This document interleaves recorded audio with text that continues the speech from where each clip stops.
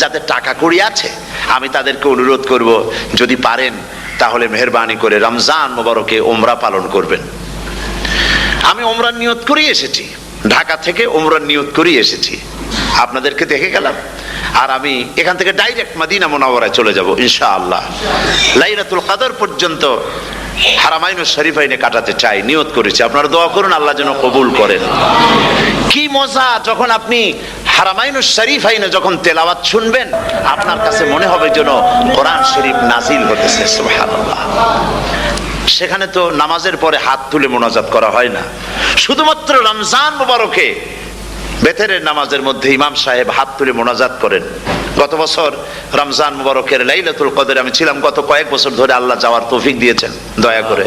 সেখানে লাইলাতুল কদরে পত্রিকাগুলি লিখেছে 30 লাখের উপরে লোক ছিল মক্কা শরীফের হারাম শরীফে, 30 লাখের উপরে। যখন তেলাওয়াত হচ্ছে, মোনাজাত করতেছেন ইমাম সাহেব কাঁদতেছেন, মোনাজাত করতেছেন, কাঁদতেছেন, আর গোটা হারাম জুড়ে কান্নার রোল পড়ে গিয়েছে। কিভাবে কাঁদতেছে! সারাদিন মানুষ রোজা রেখে তারপরে ইফতার করতে যখন বসে, আমি সেই জান্নাতের কথা কেমনে আপনাদের বুঝাবো? রসগোল্লা কেমন লাগে বক্তৃতা দিয়ে 6 ঘন্টা বক্তৃতা দিয়েও বোঝানো যাবে না। যদি মুখের মধ্যে ঢুকাইতে পারি তাহলে বুঝবেন যে মজাটা কি। এটা তো আমি বুঝাইতে পারবো না কি মজাটা লাগে। সারাদিন রোজা রাখার পর সমস্ত লক্ষ লক্ষ মুসল্লিরা বসে আছে মক্কা শরীফে, কাবা শরীফ সামনে, এখানে বসে আছে। রোজাদারের সামনে আছে জমজমের পানি আর মদিনা মুনাওয়ারার খুরমা, আল্লাহর ঘর সামনে। জান্নাতের থেকে আর কাকে বলে? সুবহানাল্লাহ। আর মসজিদে নববীর ভিতরে মদিনার আকর্ষণ কাশাস আলাদা। মদিনা শরীফের আপনাকে যদি পাইয়া যায় কোন আরব, কোন মাদানী, আপনারা ছাড়বেই না, আদর করে পাশে বসাবে, তোমারে আমি এই জিনিস খাওয়াবো, এইটা দিয়ে ইফতার করাবো, আমার কাছ দিয়ে তুমি উঠতেই পারবে না, আপনাকে জোর করে বসায় দিবে। মসজিদে নববীতে রিয়াদুল জান্নাহ রাসূল করিম সাল্লাল্লাহু আলাইহি ওয়াসাল্লামের কবর শরীফের কাছে বসে আপনি ইফতার করতেছেন, কত বড় নসিব। সেই জন্য আমি বলি, হলিডে করার জন্য আমেরিকা, সিঙ্গাপুর, হাবিজাবি এই সমস্ত ঘুরে কোনো লাভ নাই। হলিডে করতে চান, রমজান মুবারকে চলে যান হারামাইনুশ শরীফাইন, মদিনা আল মুনাওয়ারা, মক্কা আল মুকাররমা। কপাল খুলে যাবে, জিন্দেগীর সমস্ত গুনাহ খাতা আল্লাহ পাক মাফ করে দিবেন। রাসূল করিম সাল্লাল্লাহু আলাইহি ওয়াসাল্লাম বলেছেন, রমজান মুবারকে যে উমরা করলো সেজন্য হজ আদায় করলো। সুবহানাল্লাহ। অন্য রিওয়ায়াতে এসেছে, যে ব্যক্তি রমজান মুবারকে উমরা করলো সেজন্য আমার সাথে হজ আদায় করলো। সুবহানাল্লাহ। তো বলতেছিলাম যে কোরআনে কারীম হচ্ছে একটি বিরাট নিয়ামত। এই নিয়ামত শোনানো হয় রমজান মুবারকে। আমি এবার এসে খুব খুশি হলাম একথা শুনে যে ইস্ট লন্ডন মসজিদ তারা একটা ব্যবস্থা করেছে, সুন্দর একটা রেডিও তারা আবিষ্কার করেছে। না কি করছেন আপনারা? ট্রান্সমিটার তৈরি করেছেন। ওনারা ওখানে রেডিও বিক্রি করেন। আপনারা বহুটা খরচ করেছেন, তারা হাজার হাজার পাউন্ড খরচ করে টাওয়ার বানিয়েছেন এবং একটা ফ্রিকোয়েন্সি তারা নিজেরা নিয়েছেন, আর রেডিওগুলি 125 পাউন্ড করে ওনারা দিচ্ছেন খরচ হিসেবে। এইটা যারা নিয়ে যায় ঘরের মধ্যে বসে তারাবিহের তেলাওয়াত তারা শুনতে পাবেন। মহিলারা অনেক সময় আসতে পারেন না, মহিলারা ঘরে বসে শুনতে পারবেন। ওই ইস্ট লন্ডন মসজিদে যত ওয়াজ হবে, তেলাওয়াত হবে, নামাজ হবে, আজান হবে, ওয়াজ হবে, জিকির হবে, সব আপনার ঘরে বসে আপনি শুনতে পারবেন। আল্লাহ রাব্বুল আলামিন এই ইকদামকে, এই পদক্ষেপকে আল্লাহ কবুল করুন, সবাই বলেন আমিন। এবং প্রত্যেকের ঘরে ঘরে এই রেডিও পৌঁছে যাক, আমরা বলি আমিন। আল্লাহ যেন কবুল করেন। আপনি ঘরে বসে মসজিদের সমস্ত প্রোগ্রাম পেতে পারবেন। আর কি সুন্দর, সেখানে যিনি তেলাওয়াত করেন, আজান দেন, আলহামদুলিল্লাহ, তার আজান শুনলে পরে তো মনে হয় যে আমি মক্কা শরীফে চলে গেছি, মদিনায় চলে গেছি। আর তেলাওয়াত কত সুন্দর, আলহামদুলিল্লাহ। আল্লাহ তার প্রতি রহম করুন, আমরা বলি আমিন। সুতরাং বলতেছিলাম যে এই পবিত্র রমজানুল মুবারক, এটি কি জিনিসটা, কি জিনিসটা বুঝাবার জন্য আমি বলি, যেমন এই ঘড়িটা এটা কেনার পর 2-1 বছর পর এটা ফাস্ট হয় অথবা কি হয়, স্লো হয়ে যায়। তখন এটাকে সারার জন্য আমরা হসপিটালে দেই। হসপিটাল মানে লন্ডন হসপিটাল না, ঘড়িরও হসপিটাল আছে। তো ঘড়ির হসপিটালে দিলাম, ওরা এটাকে দেখে শুনে ওয়াইলিং করে টরে দিল ঠিক মতো। একবার যদি ঠিক করে দিল, আবার আমার 1-2 বছর চললো, আর কোনো ডিস্টার্ব করবে না, ঠিক কিনা? আপনার গাড়ির ইঞ্জিন যদি কোনো রকমের অসুবিধা করে, তাহলে গাড়ির ইঞ্জিনকে ওভারহোলিং করতে হয়, ইঞ্জিন ডাউন দিতে হয়। একবার যদি ইঞ্জিন ডাউন দিলেন, ওভারহোলিং করলেন, তাহলে আপনার এই গাড়ি 5-6 বছরের জন্য আর হাত দিতে হবে না।